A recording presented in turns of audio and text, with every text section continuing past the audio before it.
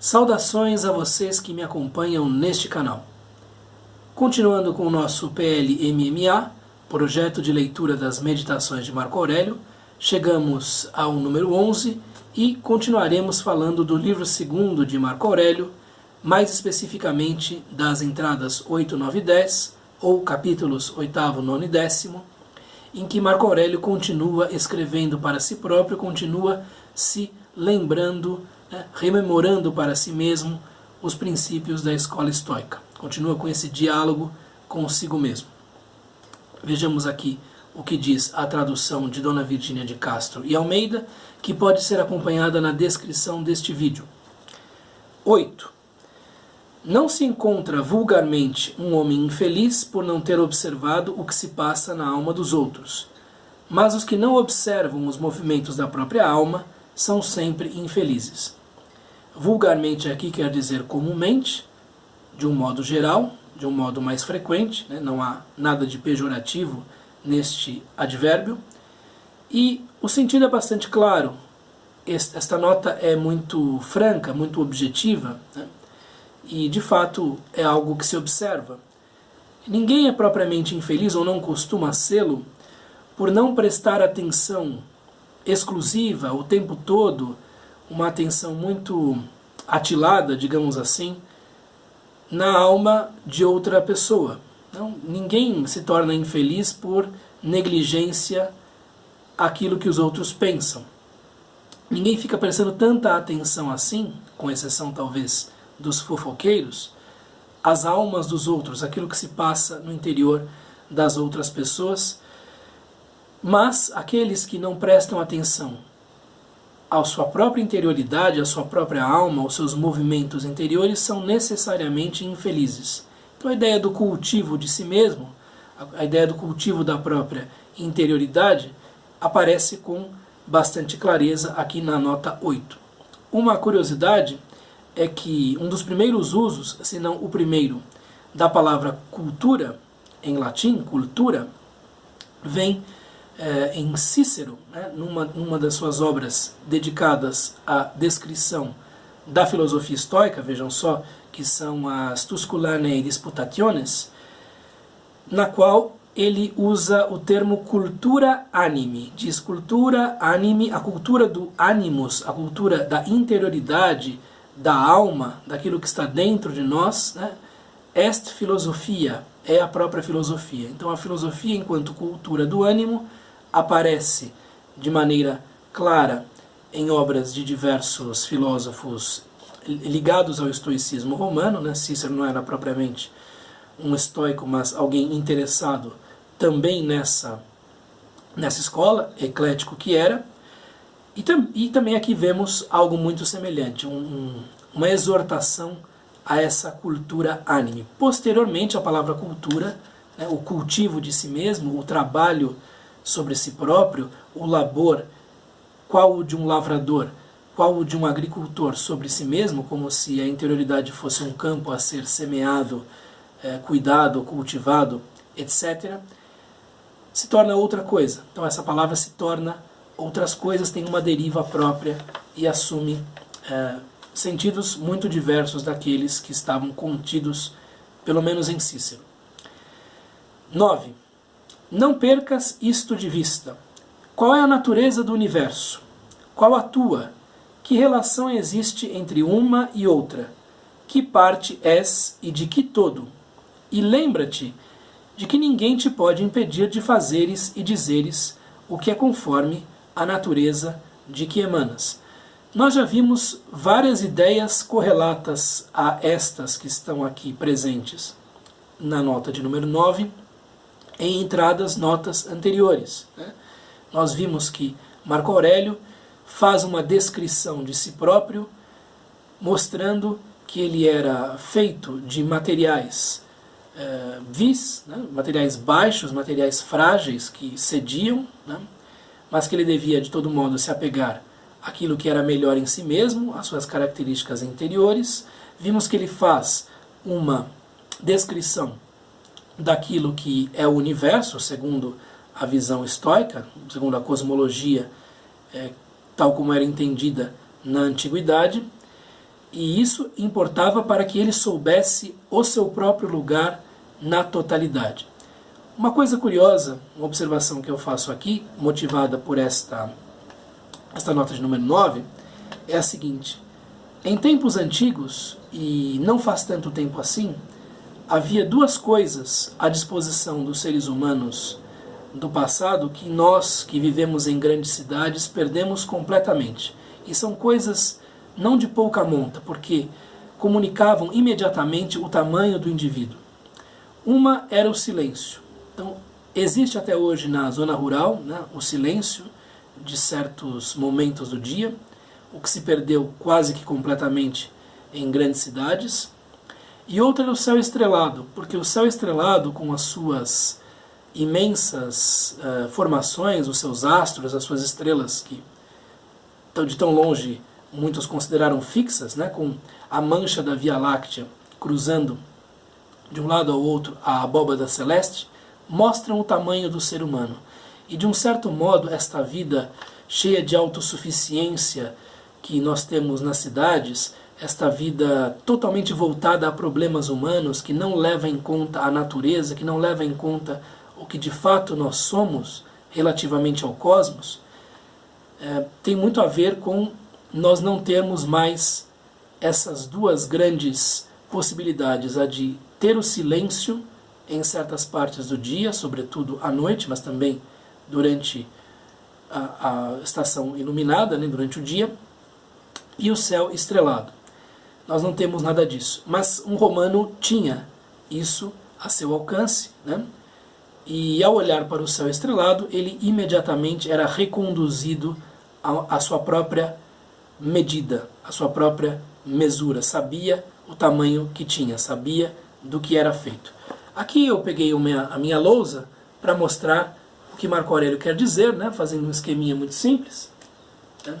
Aqui nas Meditações 2:9, nós temos que a natureza do universo do todo está em relação com a natureza do indivíduo, que é parte, e as relações que há entre todo e parte são permeadas pela razão. A razão está contida tanto no todo quanto na parte. Mais ou menos, digamos assim, não numa porção semelhante, mas há uma simetria, né? Ou há uma relação entre esta razão que se encontra no indivíduo e a razão que se encontra no todo, ou ainda poderíamos representar isto com conjuntos. Então existe um conjunto imenso, que é o cosmos, e um conjunto menor, que é a alma individual, é o indivíduo. Esta nota das Meditações 9 está em estreita relação com aquilo que Marco Aurélio escreve também no livro 2º, entre as entradas 2 e 5. Nós já vimos isso, já houve vídeos dedicados a estas entradas ou notas. E por fim, nós temos a entrada de número 10, que é de uma espécie de heterodoxia estoica, não é totalmente de acordo com o ensinamento mais ortodoxo da escola. Então diz Marco Aurélio o seguinte: Teofrasto falou realmente como filósofo quando, ao classificar as culpas, como o faria o mais vulgar bom senso, declarou que os pecados da concupiscência, são mais graves que os da cólera. Com efeito, o homem encolerizado parece afastar-se da razão com esforço e certo constrangimento inconsciente, enquanto o que se abandona à concupiscência, isto é, se deixa arrastar pelo prazer sem lhe resistir, mostra-se mais relaxado e efeminado nos seus erros. Com razão, pois, e como verdadeiro filósofo, disse Teofrasto que Labéu mais grave merece o que peca por se entregar ao prazer do que o pecador cujos erros são cometidos dolorosamente. Em suma, este, isto é, aquele que comete erros com dor, é provocado por uma ofensa e a dor obrigou-o a encolerizar-se, enquanto o outro, aquele que comete os seus pecados por concupiscência, por sua própria vontade se deixa levar até a injustiça pela corrente dos apetites que não sabe governar. Muito bem. Há todo um vocabulário aqui que pode causar confusão, né? O uso do termo pecado é muito carregado de cristianismo e nós devemos fazer uma leitura aqui mais neutra. Então é falta, ofensa, defeito, algo assim. Né? Pecado, evidentemente, parece algo que está no tribunal de Deus. Né? Teofrasto foi o maior discípulo de Aristóteles, viveu entre o século IV e o século III. Né? Era alguém muito ligado àquela visão orgânica, científica de Aristóteles, e uma das suas únicas obras sobreviventes é um texto bastante curioso chamado Os Caracteres. Né? Tem aqui uma ediçãozinha, uma edição espanhola, Os Caracteres, que é uma obra que foi muito lida no século XVII e foi muito imitada nas cortes espanhola e francesa. Né? O próprio La Bruyère tem lá o seu livro Les Caractères, Os Caracteres, que é de uma certa maneira inspirado livremente em Teofrasto. Teofrasto, que é um aristotélico, um peripatético, interessa também a Marco Aurélio. Nós não devemos tomar esses filósofos do passado como exclusivistas. Na verdade, para tomar uma decisão sobre qual escola seguir, eles consideravam os ensinamentos de todas elas. Então, Marco Aurélio conhecia muito do aristotelismo. Né? E diz aqui que Teofrasto faz uma observação boa como de verdadeiro filósofo, aproximando-se de um certo senso comum ou senso vulgar. Ele não vê isso como errado. O estoicismo, por assim dizer, mais ortodoxo, aquele que está mais próximo dos seus fundadores, Zenão de Cítio, Cleanto e Crisipo, não fazia diferença entre as faltas. O que ele dizia era que existia o sábio, que é uma figura impecável, mas que praticamente não existe, né, ou praticamente só aparece a cada 500 anos, é tão raro quanto a fênix egípcia, é o que diziam eles. E havia todos os outros que eram tolos ou idiotas, e que eram não sábios. E as faltas não tinham diferenças. Então, as faltas movidas por paixões, movidas pelo medo, pela ira, pelo desejo sexual, pelo desejo de comida, etc., etc., tinham todos o mesmo valor. De modo que foram muito criticados por isso, porque se o erro que comete alguém que estuda filosofia e tenta dar o melhor de si vale o mesmo que o erro que comete alguém da maneira mais torpe do mundo, que sentido teria em se estudar a filosofia e tentar trilhar um caminho na direção da sabedoria? Esses questionamentos foram feitos lá no início da Stoa e surgiram duas figuras que modificaram um pouco isso, né? Panécio de Rhodes e Posidônio. Essas figuras tiveram uma certa influência sobre Cícero e posteriormente sobre Sêneca, de modo que o estoicismo romano já traz algo de modificador dessas posições iniciais do estoicismo lá da Grécia Antiga. Então o estoicismo romano já traz algumas coisas diferentes, já modifica essa doutrina inicial, e aqui nós vemos um caso de Marco Aurélio dando razão a Teofrasto. Então o que Teofrasto diz é que aquele que comete uma falta movido pela cólera parece menos desprezível, ou parece menos responsável, ou parece menos afastado da razão, melhor dizendo, do que aquele que comete faltas movido por concupiscência, isto é, movido por desejos, sobretudo sexuais. E por que diz isso? Porque o homem que se encoleriza, que é movido pelo thumos, por nosso princípio irritável, irascível, experimenta uma certa dor, experimenta um certo sofrimento enquanto está lá sendo movido pela cólera. Né? Ele pode, inclusive, ser movido pela cólera por um certo senso de justiça, por um certo senso de honorabilidade.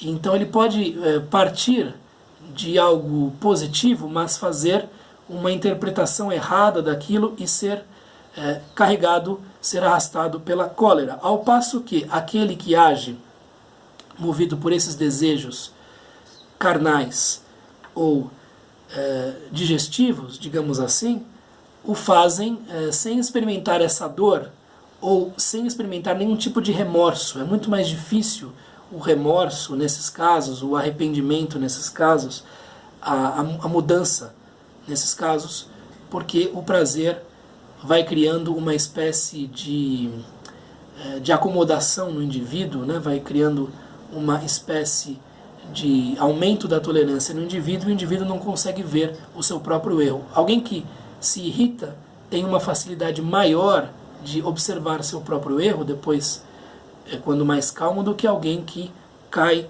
nessas faltas. Usar os termos pecado, pecador, né? Pecado aqui pelo grego hamartia, não é o melhor, não é o mais correto, mas é a escolha feita por Dona Virgínia de Castro, e ela faz estas escolhas, né, apetites. Isso pode talvez criar um ruído na nossa percepção, mas dá para entender do que se trata. Então, Marco Aurélio pensa que as faltas cometidas pela ira, assim como Teofrasto tinha observado, são menos graves do que as faltas cometidas pela concupiscência, pelos excessos do desejo, pelas tentações que vêm da carne, no seu sentido mais amplo possível. O que não é, por exemplo, a visão cristã. A visão cristã, eu penso sobretudo aqui em Dante, né, na Divina Comédia, coloca esses pecados da incontinência ou da concupiscência como menos graves do que a ira propriamente, e no caso de Dante a ira vem sempre junto da assídia, isto é, de uma espécie de indolência, né?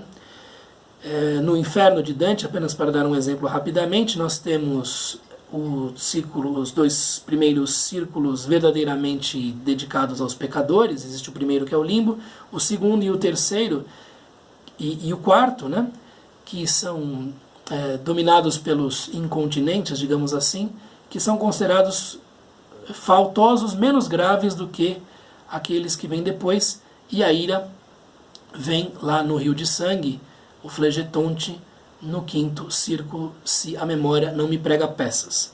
Então aqui é um modo como Marco Aurélio concebia essas ideias de uma maneira mais livre, né?